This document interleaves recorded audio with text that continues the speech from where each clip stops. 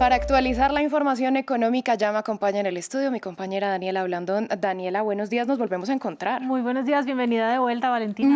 Muchas gracias, le doy las gracias por su buena energía. Vamos a empezar con el precio del oro que tocó hoy un máximo histórico. Sí, señora, el oro al contado en la bolsa de Londres cotiza en alrededor de $2.440 por onza, pero en la jornada llegó incluso a los 2.450, un nivel en el que nunca había estado. La razón: en Estados Unidos han venido revelándose datos económicos que sugieren que va siendo el momento para que la Reserva Federal reduzca sus tasas de interés. Por ejemplo, la semana pasada informábamos que la inflación se desaceleró en abril. ¿Esto qué hace? Pues que las tasas de interés puedan bajar en el futuro próximo. El oro y otros commodities son considerados activos refugio, es decir, que son muy seguros en periodos de turbulencia. Cuando las tasas de interés bajan, son menos rentables estas inversiones, por ejemplo, en los bonos del Tesoro de Estados Unidos, y eso sube el apetito por otro tipo de inversiones, lo que a su vez, por supuesto, dispara los precios. El oro, entonces, no es el único metal precioso disfrutando de esta buena racha de precios. También la plata subió a un máximo de más de 11 años y el platino está en su mejor precio en un año. ¿Y entonces qué deberíamos comprar según su recomendación? No, bueno, no pudiéramos dar recomendaciones, pero si vemos que las tasas de interés del banco están bajando, todos los inversionistas se vuelcan hacia las acciones, por ejemplo, que son más riesgosas, pero que entregan una mejor inversión, entregan un mejor retorno de la inversión. Bueno, pues estaremos muy pendientes, Daniela. El presidente de República Dominicana, esta es otra noticia, va a repetir mandato. ¿Cómo está la economía del país en estos momentos? Bueno, Luis Abinader asumió el poder en 2020 en plena pandemia con una receta para reactivar la economía basada en incrementar el gasto público a través de subsidios, transferencias de efectivo y préstamos blandos, o sea, con intereses bajos. En efecto, ha logrado mantener la economía, que tras un crecimiento del 2,4% en 2023 se podría expandir hasta el doble este año según las proyecciones de los organismos internacionales. Pero sus opositores le acusan de endeudar exageradamente al país por la cantidad de préstamos que ha tomado su gobierno, mientras persisten marcadas desigualdades sociales. No en vano tiene el mayor déficit fiscal como porcentaje del PIB en Centroamérica y el Caribe, también con un desempleo promedio del 5,4%. Está por debajo del promedio regional, mejor que países como Costa Rica, Honduras y Panamá, pero de 4,7 millones de empleados, el 56% es informal. Su inflación anual cayó a la mitad al cierre de 2023, las remesas crecieron 3% el año pasado, sobrepasan los $10.000 millones, y vamos a finalizar con el turismo, que también tuvo un desempeño particularmente bueno en 2023, cuando estableció un récord histórico, recibió 10 millones de turistas en todo el año según la CEPAL, cifra que se va a engrosar este año con ciertas personas que vamos para la República Dominicana. Bueno, pues vamos a ver cómo le va al presidente en este nuevo cuatrenio. Y no podemos dejar de lado la noticia del día, que está en Irán, y por ello vamos a dar un repaso por la economía de la República Islámica. Por supuesto, la tensa economía iraní lucha contra la devaluación de la moneda, también la reducción de los ingresos públicos y la elevada inflación. A sus frágiles finanzas se agregan ahora más tensiones porque Estados Unidos y la Unión Europea están considerando imponer nuevas sanciones por el rol que han jugado las milicias y los grupos armados aliados de Teherán en la guerra de Israel en Gaza y también el secuestro de buques de carga en el Mar Rojo. Pero veamos más detalles en el siguiente informe. Hace 2 décadas, el histórico Bazar de Kashan, en el centro de Irán, bullía de turistas nacionales y extranjeros deseosos de comprar alfombras. Pero con la combinación de sanciones occidentales y la inflación, que este año ha alcanzado 40%, los fabricantes de alfombras han empezado a sufrir las consecuencias. La inflación subía por momentos, la gente se veía cada vez más afectada por la inflación. Antes tenía 4 o 5 ayudantes en un gran taller, ahora estoy en este pequeño taller yo solo.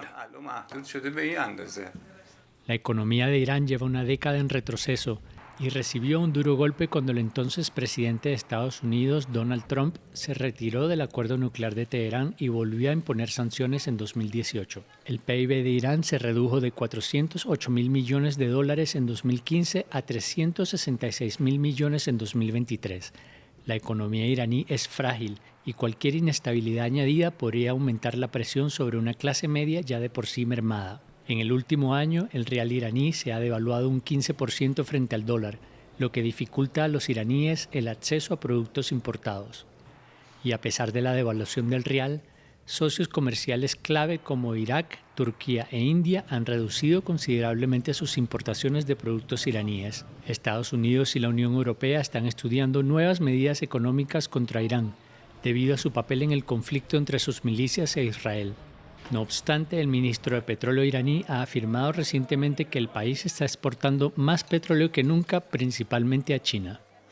Daniela, vamos a cambiar de tema. En California, los trabajadores de Disney decidieron sindicalizarse. Sí, Valentina no me creía cuando yo le decía que Pluto, Mickey, Minnie se estaban sindicalizando. Pues sí, son ellos porque son unos 1.700 artistas de esos que salen a los desfiles famosos de Disneyland que ayudan a dar vida, por supuesto, a Mickey Mouse, a la Cenicienta, a otros personajes del elenco de desfiles en el resort del sur de California. Pues culminaron el sábado una votación de 3 días. Casi un 80% votó a favor de crear la unidad Magic United, que les permitirá discutir mejoras en salud, en seguridad, en salarios, beneficios y condiciones laborales en general, con el gigante del entretenimiento a través de una asociación más grande. Una de las quejas, mire qué importante es saberlo, ¿no? Una de las quejas es que si bien a muchos de ellos les fascina crear esta experiencia mágica en Disneyland, se contrariaron cuando se les pidió que volvieran a abrazar a los visitantes después de regresar al trabajo tras la pandemia del coronavirus. También denuncian que sufren lesiones debido a los disfraces que son muy complejos y largas jornadas de trabajo. La mayoría de los más de 35.000 trabajadores de Disneyland Resort ya están sindicalizados. De hecho, ellos eran unos de los que faltaban. Y es que llama mucho la atención, Daniela, porque si usted en algún momento ha asistido a uno de estos parques, se da cuenta que sí, son unas jornadas larguísimas las de trabajo que inician demasiado temprano, finalizan muy tarde y todo esto con la intención de hacer un gran espectáculo para los espectadores, pero no nos ponemos detrás de los zapatos de estas personas. Imagínese usted uno vestida de Minnie en un calor como el que hace en California en verano.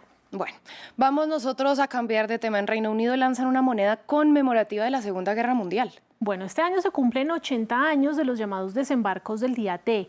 En las primeras horas del 6 de junio de 1944, tropas del Reino Unido, Estados Unidos, Canadá y otras naciones aliadas irrumpieron en 5 playas de Normandía, Francia, para romper el sistema de defensa costera de los nazis. Y así quedó plasmado en esta nueva moneda de 50 peniques. La moneda representa a los soldados aliados desembarcando de la lancha mientras los aviones ofensivos sobrevolaban en el cielo. Fue diseñada por David Lawrence con ayuda del Museo Imperial de la Guerra para asegurarnos de que tuviéramos una descripción precisa del día. Daniela, cerramos con la cifra del día. 5,58% a propósito de que estamos hablando del mercado laboral, pues esta es la mayor alza salarial en Japón desde 1991 que acordaron las grandes empresas de este país nipón para sus empleados, desde luego. Este incremento llega tras un acuerdo alcanzado entre empresarios y sindicatos recientemente, después de que el índice de precios al consumidor subiera más del 2% durante varios meses consecutivos. Esto es considerado una inflación alta en un país acostumbrado a la deflación, es decir, a que los precios bajen. También se refleja una escasez de mano de obra en diversas industrias. Pues yo quiero decirle que si en Japón el 2% es alto, ¿cómo será en Colombia, donde estamos en un 8%, o en Argentina, donde están en un 300%? Pero entonces tiene que ver mucho también con el envejecimiento de la población. Sí, claro, eso tiene muchos factores que tienen que ver, y en Japón había tasas negativas hasta hace poquito. Cada economía tiene su particularidad. Pues Daniela, muchas gracias por esta ampliación económica. Aquí nos vemos en una hora. Claro que sí, nosotros vamos a continuar con nuestra sección de deportes.